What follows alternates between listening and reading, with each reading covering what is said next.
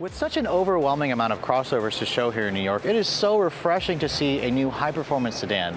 Today I'm at the 2018 New York International Auto Show, and this is Cadillac's new high-performance CT6 V-Sport. Let's take a first look.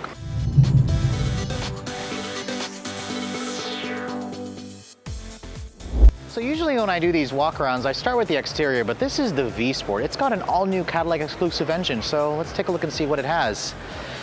So this is an engine that the company's been working on for a while. It's a 4.2-liter twin-turbo V8. It's a hot V configuration, which means they put the turbos right there on the top in between the actual cylinder bank angles, which mitigates lag. It's what the Germans have been doing for a while. Now in the CT6 V-Sport, it produces pretty damn impressive numbers. 550 horsepower in this application and a stump-pulling 627 pound-feet of torque. I mean, that's the same torque figures that you get from like a Mercedes E63, their 4-liter bi-turbo, and very close to what you get in the supercharged V8 in the CTS-V or the Corvette Z06. Now, this is basically the most potent application.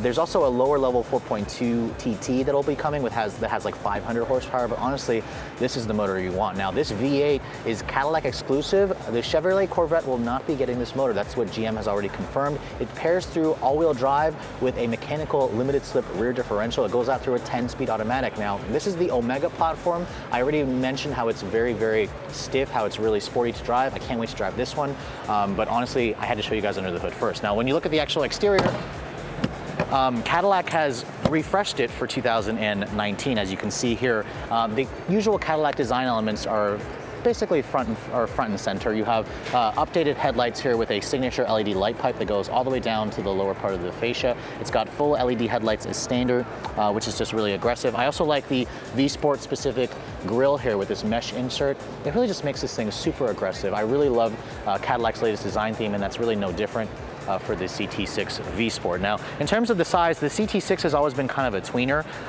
Dimensionally, it's kind of right in between like an S-Class and an E-Class, not quite as long as like the long wheelbase versions.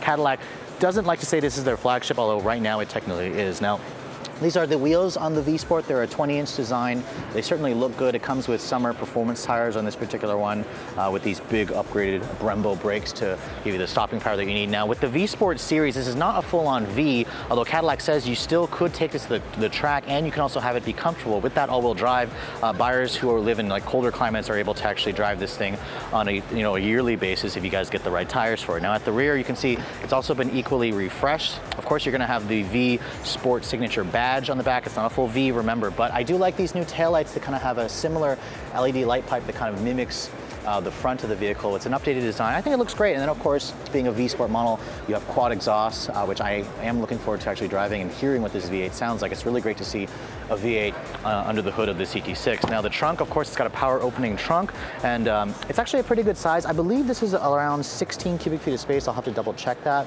But overall, you can't really beat the practicality of a big sedan like this. So stepping into the interior of the refreshed CT6, although this is not the flagship of the brand just yet, it is a very nice interior, and Cadillac has updated it for 2019. Some of the stuff that we saw on the new XT4 has kind of trickled down to this. You have the larger 10.2-inch display of the Cadillac Q user experience. You have the rotary controller here that replaces that touchpad that I didn't really love in the pre-refresh model, which is nice. And in terms of the rest of the interior, you have the cut and sewn features in here. You have leather stitching on the dash. You have that Panerai audio system with like 30 speakers where that speaker raises up. I do like the new carbon fiber trim here. It's got leather here. And some of the switchgear, again, there is some stuff here that I'm seeing that's shared with some other GM cars, like the switchgear for the windows, for on the steering wheel here. But overall, the cabin is nice. It also feels nice and spacious. There's a big 12-inch LCD display there. So, I mean, overall, I think most people are going to get in this and like it and really appreciate the interior. You do have the availability of like massaging seats. They're heated and cooled.